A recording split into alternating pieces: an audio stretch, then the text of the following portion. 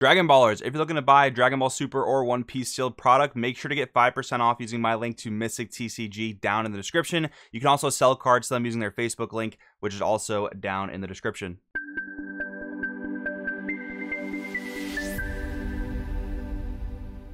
Yo, what's going on, Dragon Ballers? Welcome back to another deck profile. In today's video, I want to go over with you guys my current build for SS4 Goku betting it all. If you guys are on the Patreon, you saw this much earlier, probably about a week ago, and that's just my way of giving a big thanks to people who are supporters of the channel in that way, giving them a bit of early access, but it is now here for everyone to view on the channel. It's the first deck profile of set 20 Power Absorbed here, and it's one that I've actually been quite liking. If you guys are also on the Patreon, you might have seen my article about the green archetypes in set 20 and how I talked about I thought there was good potential in Super 17, but unfortunately after playtesting that deck, I quickly learned that that potential is unfounded because that deck doesn't even get rolling until turn 4, which is a really big downside in competitive play. However, I have had much more success with SS4 Goku betting it all, and I'm pleasantly surprised by that. We'll talk about the deck's strengths and weaknesses as we go through the video. Not willing to call it a tier 1 deck yet because of course we just got the recent ban list for the set, so there's still a lot of figuring out to do, but I do like it quite a bit. We'll talk about it in a minute. If you guys are new here, make sure to subscribe, hit that bell so you never miss a video, and let's just jump right on in. We'll start with the unawakened side of the leader. One of the autos is when you attack, you can look at the top 5 for any green sand. That is just great, namely for Paragus, but obviously it adds consistency that you need to get awakened. The other auto is you start with Mew and Dr. Gero in your warp. So there are a few really cool things with this. The first thing is you have the potential to start with a 48 card deck, which is the most consistent that just about any deck in the game can actually start, which is pretty cool. Like now you're looking at like wish levels of consistency. And the other thing too is Android 20 at the start of your main phase, you can warp a Goku from your hand. So you're technically even starting with a 47 card deck, which is pretty insane to think about. The Mew unfortunately just introduces a restriction for having that consistency upside, and that is you can't play non-green battle cards. So you can't play Overwhelms, can't play tokens, can't play off-color SCRs, which is pretty unfortunate, but I mean that consistency factor is a really big deal. Now this is actually a 54 card list, so I wasn't able to figure out a way to truly take advantage of that 47 card deck potential because there's just so many good cards that I wanted to include in this. But even with that, if you subtract 3 cards from the deck count, like, you know, Mew, Android 20, and the first card you draw off warping a Goku, you are technically at a 51 card deck, which is a good bit more consistent than most of the other meta decks currently, because we see people playing 54 cards or more all the time. And even with that, a lot of cards in this deck cycle. They draw a card or cycle in some other way. So there is a lot of consistency in this deck, which I do very much like. Now you need 2 Gokus in your warp to get Awaken, which is pretty easy in this deck. And on the Awaken side, you have the simple auto of drawing a card on attack, but you also have an auto that says when a Pan or a GT battle card that is not a Goku is removed from your battle area, you can just put it in your Z energy, which is really cool. And we've built this deck to take advantage of that, which is really awesome because we're able to pull out of old cards from the database and play them here, which I quite like. So anyways, moving back into the main board, we have our Gokus. We have 4 Hell and Back, we have 4 Stygian Journey, and 3 copies of Goku and Android 18 Vital Teamwork. Now the 3 and the 4 drop here, I don't play them super often. They are more so just for that deck cycling, but if you ever need like on-demand removal, you have Stygian Journey, and if you get your opponent low on resources, swinging with a critical is just another way to deny those resources. So these cards are nice. They're not super important by any means, but they are getting you deeper into your deck, and they are, you know, key for getting awakened.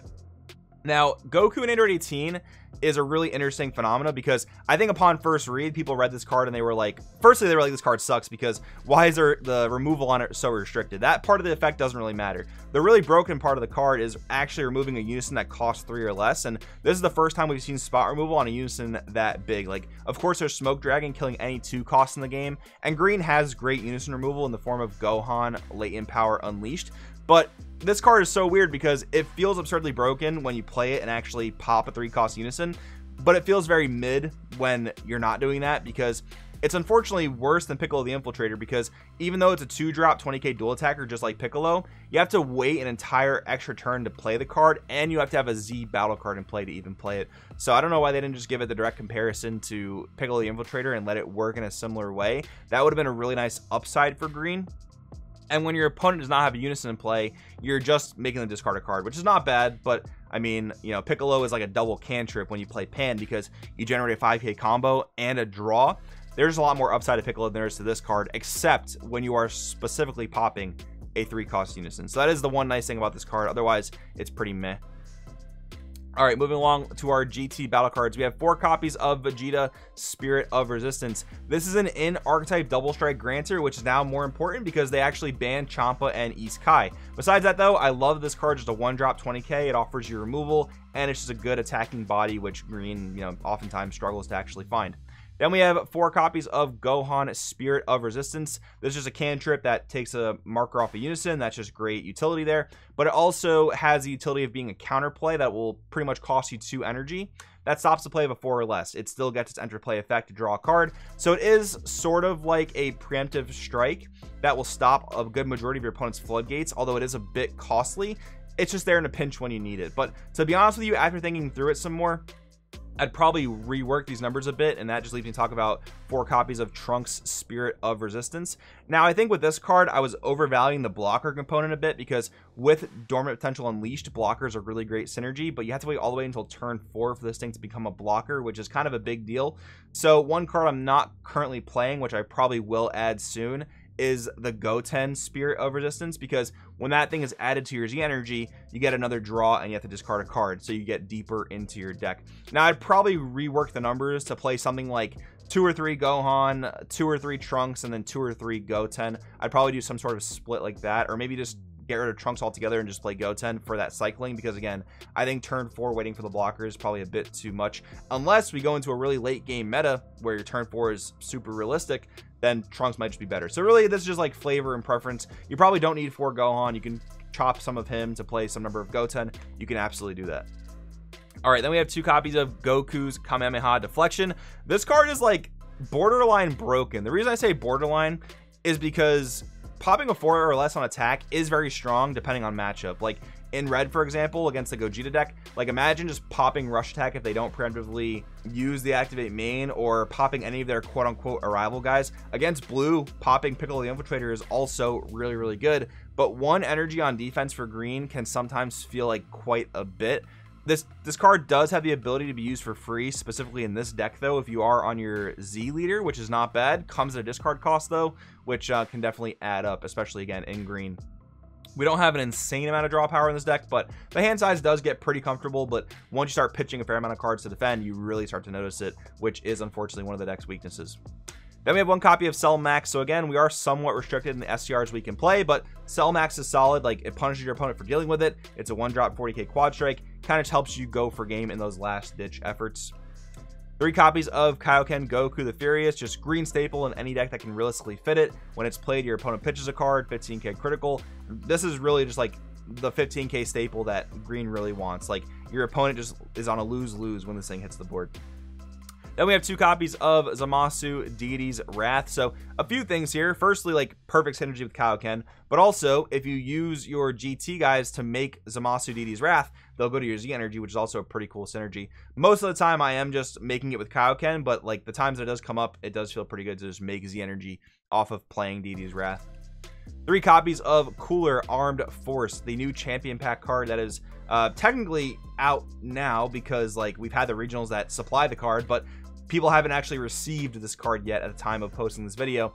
So yeah, while you don't have this, you can just chop all 3 of these and just play a 51 card deck, which is again going to be super consistent because you're pulling so many cards out of your deck to start the game. But yeah, this card's super powerful. It's just like these 3 cards, like Kaioken, Zamasu, and Cooler, are the main reason that I want to look at green right now, because these cards are just so powerful in any green deck that can fit them. And that is somewhat of green's problem as a whole, is like there's not a super generic strategy like Crimson or like even Icarus going back to Yellow's glory days. There's not a super generic shell that can just play all the best green cards. You do have to play some sort of archetype, but I don't think the SS4 archetype's all that bad, because again, all these cards cycle, all these cards are cantrips. They help you make Z energy, and then you have decent utility cards like Stinging Journey and Goku Android 18, for example. Then we have 2 copies of Pretty Black Hole. So this is a pretty cool tech card. This is a negate that sacrifices one of your battle cards, and then you can pop something on your opponent's board equal to the cost of what you popped.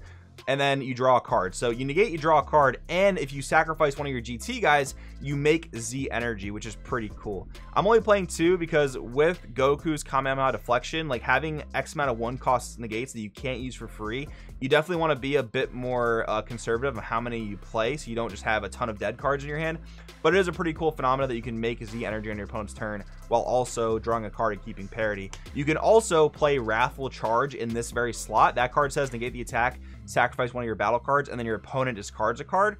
I just personally like my defense to be drawing me cards and my offense to be making my opponent pitch cards. So that's why I go with Pretty Black Hole here. But if this card gets bought out for whatever reason, you can go with Wrathful Charge, which is never going to be expensive because it's just a common. That is definitely a super viable option for you there.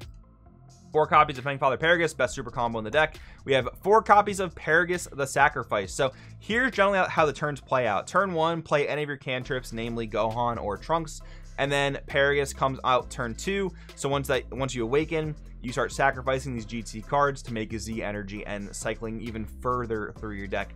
Maybe you don't need 4 copies, but I mean, you want to start with this on turn 2, and to make that most consistent, you want to be playing 4 copies. That's what I'm on right now, at least. And then we have 3 copies of Goku Faded Rival. We are not playing Piccolo in this current build because we have unison removal in the form of Vital Teamwork. You could, of course, play Piccolo just for the hand control aspect because God Sealing's not a thing and can't really check that card right now. But I just don't think I can really fit it. I think Faded Rivals is enough just for the barrier removal.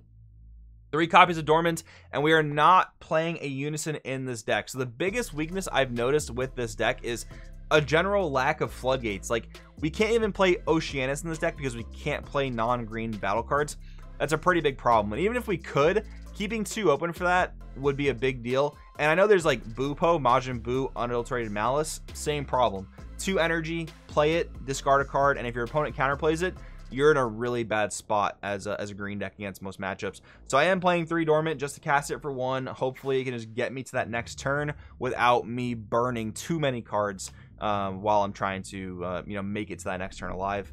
And then we have 2 copies of Shocking Death Ball, which is actually just a free negate. So Dormant free negate, or Dormant Goku's Kamehameha, or Pretty Black Hole, but that would of course cost 2 energy. So 2 copies of Shocking Death Ball does feel pretty decent. Now let's go take a look at the Z deck. Relatively standard stuff here. We have the 1 Z leader, the 1 Android 18, and the 1 Goku 4-drop. To be quite honest with you guys, I don't really go into Golden Dragon Fist very often. It's like, it's fine if you've got your opponent on low resources and a double strike dual attacker will finish the job. That's really a circumstance in which you'll actually play this card. But other than that, you're just playing Android 18 if you want to get some of your various other effects off, and if you want to like go into your Z leader, for example, and wipe the board of blockers, which has randomly become relevant. Like for example, against the yellow Majin Buu deck, I was testing against that. You have to basically KO their things twice if you're using actual KO removal. So I use like the Z leader ability, for example, and Faded Rivals to do that. And then you have like your blue matchups that play something along the lines of like SS4 Vegeta Rise of the Super Warrior and Goku Another World Blitz. That's an option for you. It is certainly annoying this thing only KOs blockers, but it can come up in niche scenarios. And then the rest of the Z deck, just 1 Resurrected Ambition and 1 Awakened by Rage. Just if you need a 1-drop 15k attacker, that's really all this is there for.